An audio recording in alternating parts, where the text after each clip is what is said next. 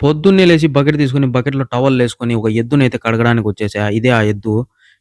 పెద్ద తేడా ఏం లేదు. ఇంటి దగ్గర ఎద్దల్ని, ఎలమల్ని కడిగేటోడిని. ఈడకొచ్చొచ్చి ఈ కారు కడుగుతాన్న. అంతే తేడా. సో, మొత్తానికి ఏంట్రా అంటే ఈ ఎద్దునైతే కడిగేసా. ఈ ఎద్దు పేరొచ్చేసి మర్సిడీస్ బెంజ్ ఈ 200 అనమాట. ఈ పేపర్ ఎందుకొచ్చేదో బొంగు సదవరు, బొంగులే. సో, పేపర్ అక్కడ పడేసి రూమ్‌లోకొచ్చి రెడీ అయ్యి, మళ్ళీ అయితే ఎళ్ళడానికి రెడీగా ఉన్నా.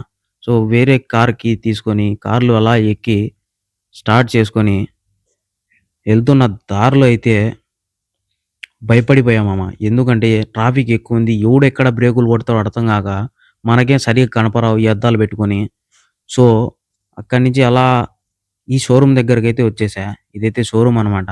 సో, పైన షోరూము. ఇప్పుడు మనం వెళ్ళేది అండర్‌గ్రౌండ్‌లోకి. ఈ అండర్‌గ్రౌండ్‌లో లోపలి సక్కగా పోతేనే గేట్ క్లోజింగ్ ఉందన్న. దగ్గరికి పోతేనే తెలిసింది డింగ్ అని పైకి పోయింది. అక్కడి నుంచి అలా ఇక్కడికొచ్చేసి మనోడైతే కారుకు ఫోటోలు తీసుకున్నాడంట జాబ్ కార్డ్ చేసేదానికి. అలా అయితే ఆయిల్ సర్వీస్ చేశారనమాట అలా పైకెత్తి. సో, ఇప్పుడు మనం కారైతే ఇక్కడ పడేసి అలా మెట్ల మీద నుంచి పైకెళ్ళి మనోడి దగ్గరకొచ్చి, "ఏ భయ్యా ఏక్ మిల్క్ టీ" అన్నా. మనం ఇక్కడ ఏది తాగినా ఫ్రీనే మామ. అమెరికానో, క్యాపుచినో ఏది తాగినా ఫ్రీనే. నేనైతే ఒక మిల్క్ టీ తీసుకొని ఇక్కడ ప్రశాంతంగా కూర్చొని, ఆ టీవీలో చూసుకుంటా మన కార్ ఎక్కడుందా అనేసి కాఫీ అది టీ తాగుతా కూర్చున్నా ఇక్కడైతే. ఇప్పుడు ఆ టీవీ ఎందుకంటే మన కార్ ఎక్కడుందా? ఎటు సైడ్ ఉందా? ఏం పని చేస్తున్నారు మన కార్ అని చూసుకుంటా ఉండొచ్చు. తర్వాత సడెన్‌గా షాక్ అయినా. "కార్‌లో డబ్బులేసినా చూడు" అన్నాడు. "ఎందుకు?" అన్నాడు. ఈడైతే నాకు తెలియకుండా మా సార్‌కైతే ఫోన్ చేసినాడంట. "ఎందుకు ఫోన్ చేశావురా?" అంటే ఈ విధంగా అన్నాడు.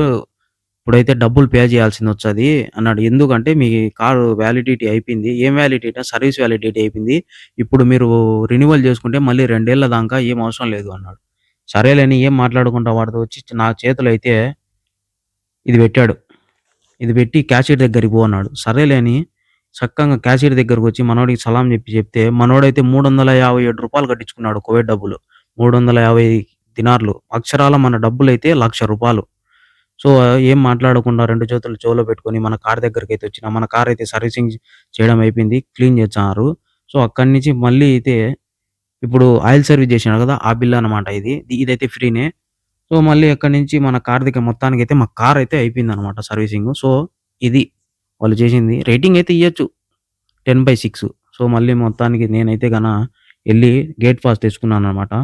సో, చలో ఇప్పుడు కార్ తీసుకొని బయలుదేరిపోదాం మనం. మనోడి దగ్గరకొస్తే మనోడైతే లోపల నుంచి మనకి గేట్ పాస్ తీసుకొని ఇంకో పేపర్ ఇచ్చాడు. ఎందుకంటే ముందుకెళ్తేనే ఇంకో గేట్ ఉంటది మామ. ఈ పక్క యాన్నే గాని కనపడాక ఎళ్ళిపో అన్నాడు. ఈడైతే చాలా జాగ్రత్తగా అయితే ఎళ్ళాలి మనం. ఎందుకంటే ఇది రౌండ్‌గుంటది. అటు సైడు, ఇటు సైడు ఎక్కువ స్పేస్ ఉండదు. కారు పట్టేమైనే ఉంటది స్పేస్ ఈడ. సో, ఏంటంటే చాలా జాగ్రత్తగా అయితే రావాలా ఇక్కడ పైకి. అడ్డదిడ్డంగా నేను ట్రాక్టర్ తోలిన ఊళ్ళో సింగిల్ బ్రేకులు తొక్కుతా వచ్చా అంటే కుదరదు. ఇప్పుడు ఆడుంది గదా! అక్కడ గూడా ఒక గేట్ ఉంది మామ ఈడ. చూడు. ఈడ డ్యూటీ కంప్లీట్ చేసుకొని ఇంటికొచ్చానో లేదో మనోడైతే ఫుడ్ అయితే రెడీగా పెట్టాడంట మన కోసం. సో, అలా ఫుడ్ తినేసి మసాలా మజ్జిగైతే ఒక గ్లాస్ అయితే లేపేసా. ప్రశాంతంగా కడుపులో సల్లగా పడి ఉంటదని. సో, తాగేసి ఇప్పుడైతే మన రెస్ట్ టైమ్ అనమాట. సో, గుడ్ నైట్ మామ. Thank you for watching. Please like and subscribe. Bye.